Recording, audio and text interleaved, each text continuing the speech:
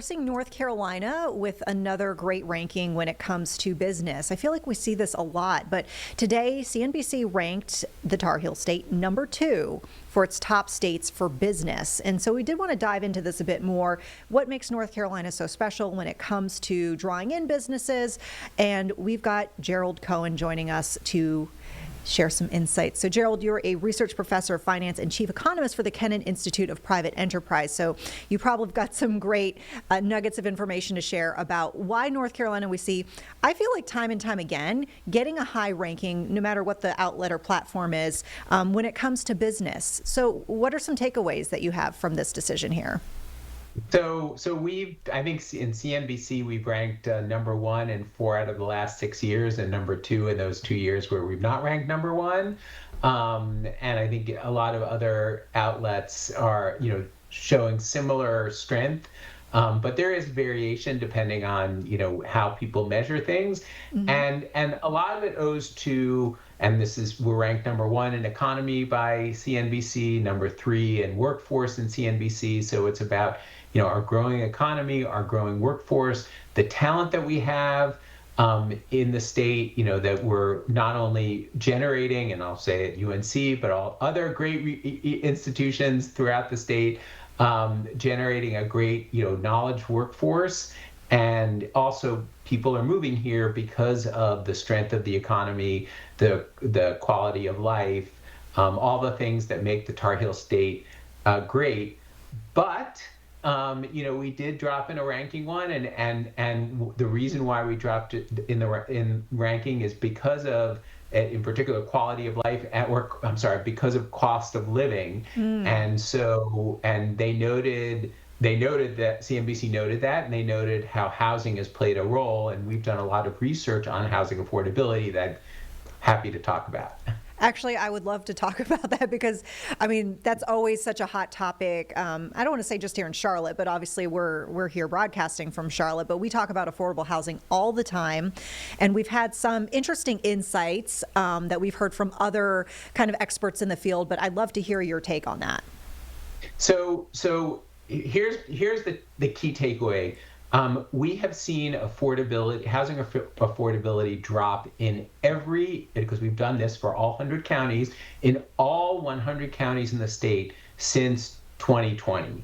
So we've seen a drop in affordability everywhere. And a large part of that is because of higher interest rates, but it also is because of rising property costs. So that's the bad news. The good news is that we're actually starting to see gains in affordability over the last few years, and that has to do with generally incomes rising faster than prices. So affordability is down a lot since the pre-COVID era, but we're actually starting to see it claw back, and rising incomes and also increase in supply. So builders are coming, people are coming in and seeing shortages and building, and we have a decent mix, but it's definitely a challenge of getting those builders to build. But it is a challenge of not just in the major metro areas, but across the state. And you're talking about generating more supply. I might have maybe like a skewed understanding of this because I do live close to the city, but I feel like I see a lot of apartments going up and high rises, and I don't see a lot of like single family type dwellings necessarily that are being built. I'll see the occasional townhome development, but primarily I feel like I continue to see apartments. I don't know if that's a trend that you keep an eye on, and is there any sort of benefit or detriment to that? Are we putting the right type of housing in place is, I guess, what I'm trying to say. I think so. In general, so we have seen a lot of building in multifamily, and in general, that is, you could say, better because people want to be, or generally people want to be, closer to, city center. And so the way you get more people there is by increasing the density. So that is beneficial. There are costs, one has to be careful about making sure there's enough green space, making sure there are good transport systems. But the key, but generally economists' view is that if people want to live in a place, creating higher density housing is the right answer, because then you can get more people into that place, and it's kind of less, and you can also be more efficient in the building, and less of a draw on resources. So multifamily generally is seen as a better way of producing housing overall than single family. The flip side, I think the greater challenge is about affordability, and in terms of getting that it makes sense for builders to build higher end housing than lower cost housing. And so getting builders to build lower cost, lower income housing, or more affordable housing, is the real challenge. And so when you drive by those buildings, ask yourself, who's going to be moving into those areas, and can school teachers and police folks, can they live in those buildings? Because you want that in your community. You want a diverse economic and diverse group of people in your community. Several months back, I actually had a local historian, so he specializes specifically in like Charlotte history, and as you might imagine, he delves quite deeply too into affordable housing as he goes through impacts of like what various like local, state, and federal policy has had on affordable housing. One thing, and he had so many takeaways, but one thing that he did mention was like the fact that it's so important to mix. So if you can have like a mix of affordability or income folks in one development, or in a neighborhood where you like have, let's say, the higher end housing that you described right next to maybe a public housing. And in some cases, he was saying people might not necessarily even know that things are mixing like that, but then you get the folks who need the affordable housing, access to all the infrastructure like the sidewalks and the grocery stores that tend to only go into the higher end neighborhoods.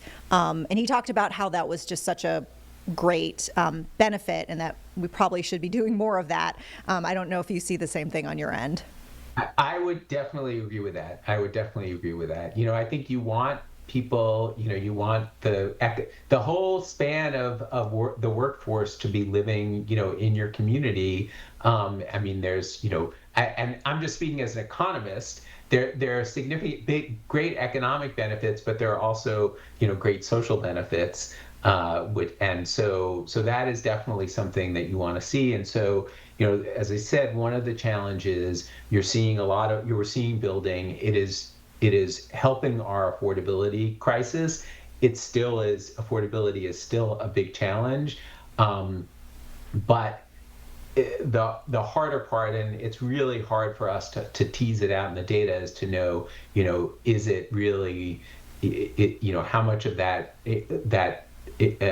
increase in affordability is going to higher versus lower end households, higher or lower income households. So, I mean, when we go back to the business ranking, when we talk about the fact that businesses, for multiple reasons, seem to find North Carolina attractive, and you mentioned the highly educated workforce, are you seeing specific areas of education or learning turning out specific like degrees where this is really benefiting bringing the businesses of the now into, like, what areas should people, like if I'm a student, like should I be honing in on maybe to get in on that? So, it's as an educator, I tell people, I think the best skill you can learn is critical thinking and asking questions. And then, what industry you go into is then, what inspires you and what's going to get you to ask those questions. There is definitely a push for, high tech. And when I say high tech, I don't just mean, the Googles or the Chat GPT, the Open AIs, but I also mean biotech, which is a big industry in both the Triangle, and I know in Charlotte with the Pearl, a big push into biotech. So it's not just, so when I say high tech, I mean, kind of what is the cutting edge and where can you as a how can you build your skills to go into those industries. But that said, what I think is we need good policymakers to decide how we're gonna use this technology. We need good salespeople to figure out how businesses are going to use these technologies. We need businesses, and school teachers, and restaurants and school teachers, because if communities are only going to attract workers if they have good restaurants and good schools and are safe communities. So it's hard for me to prescribe. I can say, yeah, it's great if you can become a high skilled worker in high tech, but it's also great if you can become a school teacher to teach those students to become high skilled workers in high tech, and artists, because those cultural aspects are really important. The other thing that I get curious about too, because it does get discussed quite a bit whenever we talk about development, whether it's on a local level or on a state level, are like tax breaks or like tax incentives for businesses to come to an area. And I always get curious, like what the actual data shows, because I know that there's probably like a sentiment that these like really super help. But I'm wondering, like, do they help to the degree that we think they help? Do they not help at all? Do they help more than we think? And I don't want to specifically just talk about data centers, but recently we were talking about in the state budget, the scaling back of the sales tax exemption for electricity for data centers. And I'm thinking, these centers probably still want to come here. I don't know if that's necessarily going to deter them from coming to North Carolina just because we got rid of the sales tax exemption. But I don't know for sure because I'm not looking at the data. So I'm just curious if you know anything about this. No, that is a great question, and one which economists have a much more controversial answer. The answer is that that these incentives are generally a race to the bottom, because companies play off states companies play off the states from each other and basically get deals, and generally those deals benefit the companies and don't benefit the state. So the literature suggests that if we could do away with incentives, it would be beneficial. Companies would choose the places that are going to give them the best set of workforce, give them the economic opportunities, and then that will generate income for the state. And by kind of trying to get them to come, you're going to give away a lot of that income. That's not to say it's always the case, but in general that is the case. So I would say that we should be competing on the merits of the state with this growing economy, with this quality workforce, with a great quality of life. With you could say our amenities like sports teams, and I don't want to go into this that's another whole set of questions. I was waiting for you to say sports teams. Because I have a lot of questions too, but okay. so I think we should, or music venues or things like, and generally stay away from economic incentives. Yeah, I know we're going to run out of time, but that was like when I was thinking about like the tax incentives and stuff, I was also thinking about sports teams. And I mean, I should mention, before I came here to North Carolina, I mean, I've been here for 6 years now, but I came from Tampa. And the big talker, the Tampa Bay Rays, and where that stadium should be going. And I know that there's this battle back and forth, but I know it happens in communities everywhere where the team wants the local funding or state funding to pay for this venue, promising that it's going to bring X number of jobs. And I'm just curious too, like whether that actually pays off too, just like the tax incentives question. In general, the results are pretty mixed, as with the overall incentives. I think one of the things we think about amenities, though, is I think it attracts. It may not give you the benefits of the it may not create the jobs that you think it creates. Restaurants around it. It may create jobs in terms of people saying, oh, I want a baseball team. I want to live in a city that's near a baseball team, Major League Baseball team. And so I'm not going to choose I know Raleigh is trying to get a baseball team. I'm Yeah. not going to choose Raleigh because there's no Major League Baseball team within it. I think, or I think that that's where the benefit, I'd say more of the benefit lies. But again, I'm going to just say, if you're in the triangle, you have lots of great sports options. There may not be a Major League Baseball team, but there are a lot of great sports options in the triangle. And 2 hours from Charlotte if you want an NFL team. And so that's what I throwing a lot of money at a team to stay, in my opinion, is ultimately going to be wasted money. Okay.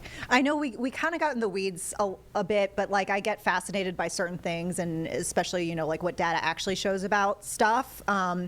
So before we lose sight of anything here, anything you want to add about this headline about North Carolina being number 2? I know you talked about the need to maybe work on that affordable housing situation. Is there anything that North Carolina should be doing to get back up to number 1, or go beyond, even just go beyond, like keep going? I mean, I would say, whether it's 1 or 2, is really irrelevant from my perspective. I'm just trying to say, what factor brought us to 2? The report noted that the state hadn't had a budget for a year. I think, in the state continuing to invest money in education, in infrastructure, in helping to support affordable housing or building of housing. A lot of that is done much more at a local level, and supporting those localities, because there are definitely areas that have been having challenges because of loss of funding. Investing in science, we've lost federal funding on that part. So investing in things that are long-term going to grow the economy, and that's people and innovation. And so I think that's what we could do if we create an environment in which we're educating a 21st century workforce, and get an environment in which people want to live and move here. That's ultimately going to keep us high in the ranks. Yeah. Really interesting insights. Love this conversation. It was so informative. Thank you so much. We appreciate you. Thank you. I look forward to doing it again soon. Yeah, come on anytime. You can be a friend of the show.